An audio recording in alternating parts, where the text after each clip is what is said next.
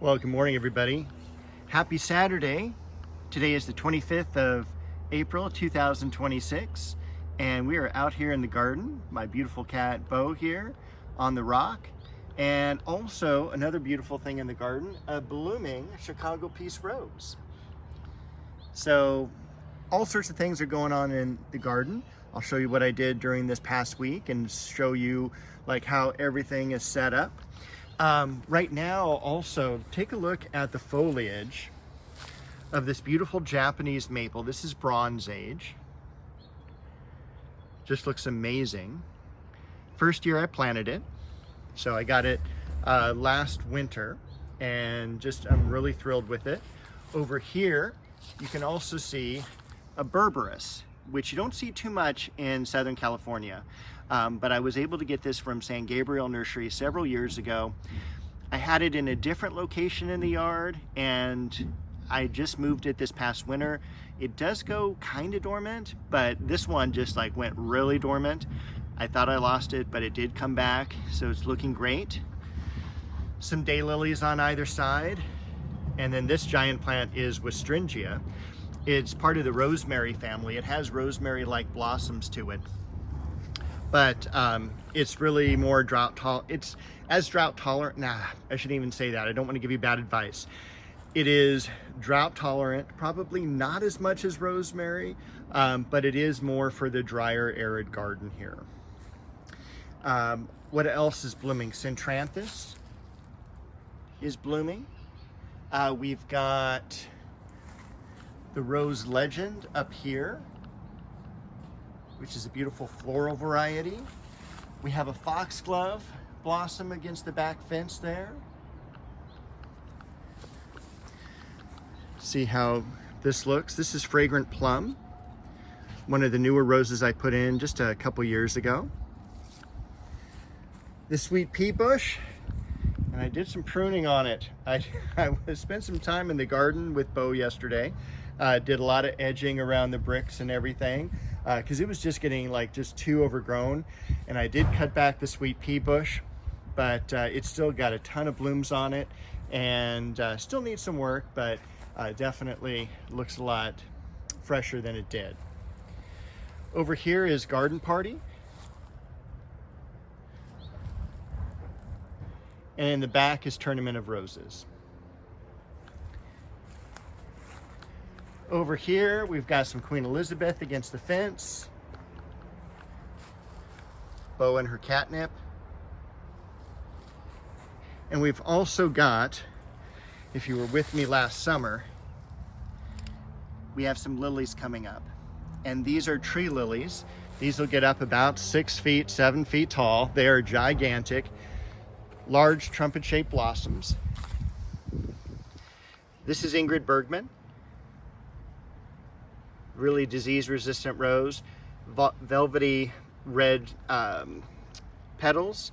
However, really no fragrance to it. Usually you get there's a toss-up. If you have a rose like Mr. Lincoln, the flowers tend to fade, tend to turn more purple when we get warmer, and it's very fragrant but also disease-resistant.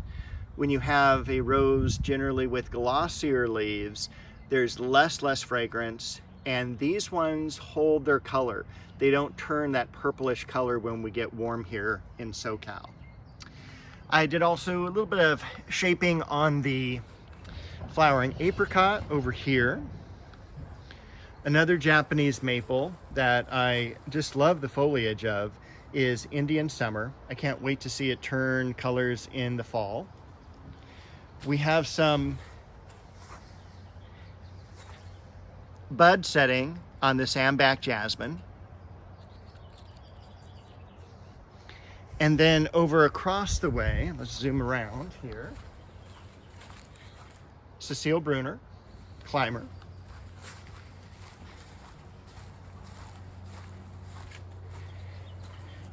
So this is Red Dragon. That is the Japanese maple. Red Dragon. And it's got some iris nata blooming. Most of the iris is done, but just a few off blooms here and there, so it's kind of nice to see those pure white colors. I don't remember if I showed you some of the plants I got from Bluestone Perennials last week. I got verbascum, which will have kind of a flower similar to a foxglove. This is Acanthus mollis. No, it's not. I'm so sorry. It's Alchemilla mollis, which is called lady's mantle, and it is an old-time apothecary herb. And then over here is a flowering quince. This is a white flowering quince. And behind is a Weigelia. Let's see if I can get those blooms there. Small trumpet-shaped flowers, and these go dormant during the winter. They are similar to quince, I guess you could say, the flowering quince, where the leaves will drop off. They're maybe a sub-shrub, you would call them. Or a woody perennial might be a good choice of words for that. Since Bo was still across the way there, you can kind of see her there through the plant. We'll go ahead and take a look at the other side of the garden. Otherwise, most of the yard, I spent a few hours in here this week just pulling weeds and cleaning, and it's amazing how much work this is. But I did spend some time, and have to show off the Corsican mint there. I did spend a lot of time over here. Got rid of the Scilla, got that all cleaned up. There's a lot of apples that have dropped. They've dropped for a couple of reasons. Number one, there's some squirrels, and they love to get up into the apple tree and zip around in it. But it is normal, because when you take a look up here, and this is Anna apple, and I mean this is April 25th. You can see how heavy set these are already. This is a very quick producing apple, as a motorcycle drives by. And it's a very quick producing apple. These will start to ripen in June. And so it is a heavy setting apple as well. It has a low chill requirement here for SoCal. But it is very common, we call it the June drop, but it's way before June, where you can lose a third of your crop, and it is totally okay. It is just the natural thinning of the plant. So don't ever freak out. Sometimes this can be exacerbated by weather changes, going from real hot to real cold, and also frequency of watering changes, where it got a whole bunch of water and then it went really dry in between waterings. Things like that can also cause the plant to stress. When the plant stresses, you have fruit drop. And that's the other side of the berberis. Okay, a lot of ajuga doing really, really well. Look how dense that is and how rich in color. All right, the Sango Kako, Japanese maple. I did some little pruning on that, so it's a little bit more vase-shaped. I want to get the ligustrum pruned back, and you can see up above there, that's plumbago actually coming in from the neighbor.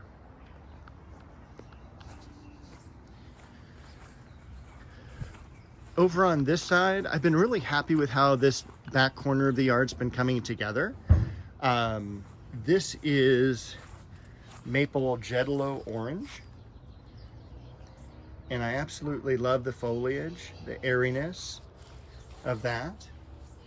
We've got the Bloodgood over here, and at the base we've got a threadleaf maple. Let me pull this out just a little bit here. I don't know if that helped too much, but that is a really cool threadleaf maple, bought from Mr. Maple, by the way. And then look at the fern, how well that's done. I mean, I put that, it's been in a container struggling for about a year because I didn't have a good spot for it. This ended up being a terrific spot. And by the way, that's French sorrel back there. Probably not the best spot, probably a little too wet and a little too shady, but this is a really awesome plant. It's been in the yard for like 20 years. It is just a total fighter. And then back here, this is the dancing peacock. This is Acer aconatafolium, and that ground cover is pink clover. Finally, Aureum has leafed out. Look at that beautiful foliage and color.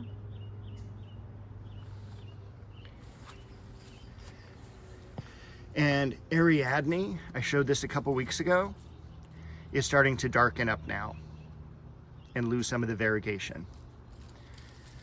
Makawa Yetsubusa in the background. And these variegated shrubs, this is Pittosporum tenuifolium variegatum. All right, and look at that beautiful heliotropium flower. All right, the silver dragon liriope. I hear some noise, and so I know Bo has followed us because she needs to be on the camera. We've got the New Guinea impatiens down here. We've finally got this by the stake is, normally when you see the stakes like this, that means I have lilies planted underneath them. This was the Deutzia that's finished blooming, one of the cedars, and the plumeria is leafing out too. So I'm really happy it survived the transplanting. We kind of know it did because we did it early in the semester. That was Bo. Early in the semester. It shows you I'm a teacher. So we did this early in the fall and it did great. It was just coming out over the area a little bit too far. And so I wanted to create this pathway that goes kind of behind the water feature here, or what's going to be the water feature. So I wanted to have a nice little semicircle around that area. The pond is going to get filled in, and then there's going to be a waterfall into a stream that's going to go out into the yard. Either side is going to be some more Japanese maples and maybe a couple other trees. This is the Shishigashira Japanese maple. And by the way, this is carex. It kind of looks like a giant spider plant, but full sun, drought tolerant. Carexes are amazing. And I think they've been probably under recognized as a plant for years and years and years. Now there's a whole bunch of new varieties, and these are something that really fits almost any garden.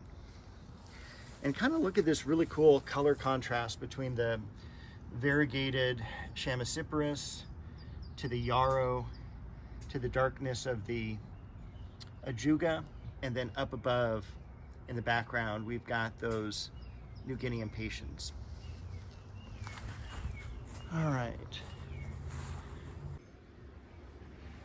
All right, excuse the short interruption. My iPhone got filled up with data and I had to go clean it out.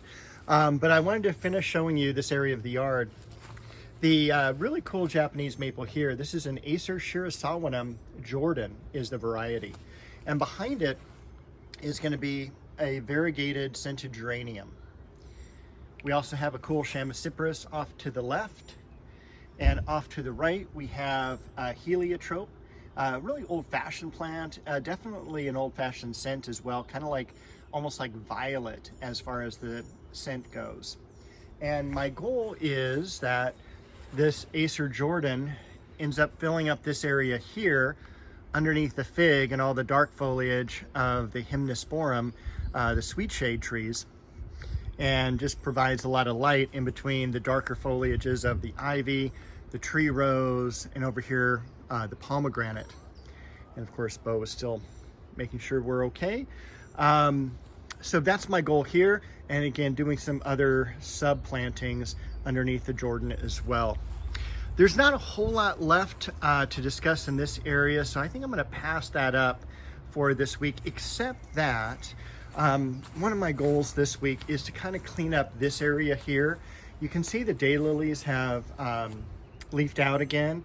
I need to get rid of the Scilla like I did across the yard, put in some more flowering annuals and perennials here, just to make this a little bit brighter area. I also, as we're in the end of April here already, I want to put some things in that'll be established as we get into the heat, because this area is just pounded by the hot summer sun, and then of course the air conditioning unit is right here, so that's going to blow some extra air that way, so it's going to dry out quicker. So anyway, that's my goal for this week. We talked about the society garlic last week. We can take a look at the pink breath of heaven over here. And one thing too, I had some friends come over and they pointed out something that I kind of miss all the time, which is the Sweetshade tree. And so this is just kind of past its full bloom, but they were still amazed at how many blossoms were on it. And this is a really easy tree to grow. It doesn't get overly big. I mean, this is full sized right here. I know it looks big, but it's probably only 25 feet tall. And it's just a cool, it's fragrant, obviously with the name Sweetshade. Hymnosporum is the botanical, if I remember correctly. And it's just a really cool tree for the yard. So I don't have much to say beyond that. Bo is relaxed, and I think we'll end with this back corner. Oh, there's one more thing. Take a look at the hosta down here. Now, that is not a hosta bloom. Let's get this out of the way. Okay, so this is a hosta that I planted probably almost 10 years ago. I planted it about 3 years prior to the pandemic when I was working at the Fashion Institute of Design and Merchandising.